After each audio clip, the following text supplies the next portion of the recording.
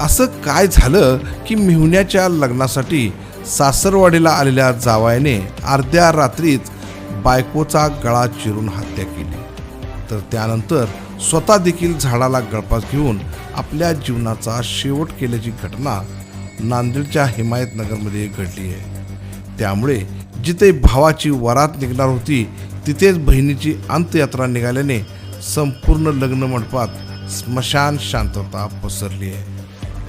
चुलत भावाचं लग्न आणि बहीण मांडवत हसत, मेहंदीचा कार्यक्रम असो की हळदीचा असो, तिथे बहिणीचीच लगबग बघितली जाते। नांदेड जिल्ह्यातील हिमायतनगरच्या बोरगडी तांडा येथे चुलत भावाच्या लग्नासाठी पायल राठोड पती विनोद राठोड हे दाम्पत्य आपल्या 3 मुलांसह आले होते। दिनांक 11 मे सोमवार रोजी रात्री घरासमोरील लग्न मंडपामध्ये सगळीकडे हळद मेहंदीच्या कार्यक्रमासाठी जल्लोष सुरू होता, तर घरामध्ये आनंदी वातावरण दिसून येत होतं। या कार्यक्रमानंतर अर्ध्या रात्री सगळे पै पाहुणे झोपी गेले आणि अचानक विनोद राठोड आणि त्याची पत्नी पायल राठोड या दोघात काय झालं हे कुणालाच समजलं नाही।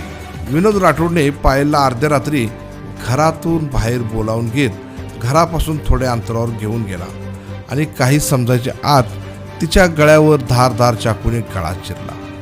गळा चिरल्याने तिला कसलाही आरडाओरडा करता आला नाही, त्यामुळे ती तिथेच जागेवरच निपचित पडली, तर मोठ्या प्रमाणात रक्तस्राव झाल्याने तिचा जागीच मृत्यू झाला। या घटनेनंतर विनोद राठोडने जवळच असणाऱ्या एका शेतामध्ये जाऊन एका झाडाला गळफास घेत आपले जीवन संपवले।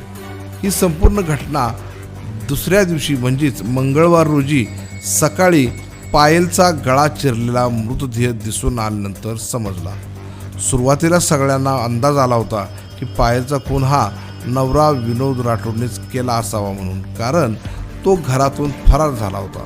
मात्र काही वेळातच गावातील काही अंतरावर ग्रामस्थांना एक मृतदेह झाडाला गळफास घेतलेल्या स्थितीत आढळून आला। पोलिसांनी लगेच ओळख पटवली असता तो विनोद राठोडचाच असल्याचं निष्पन्न झालं।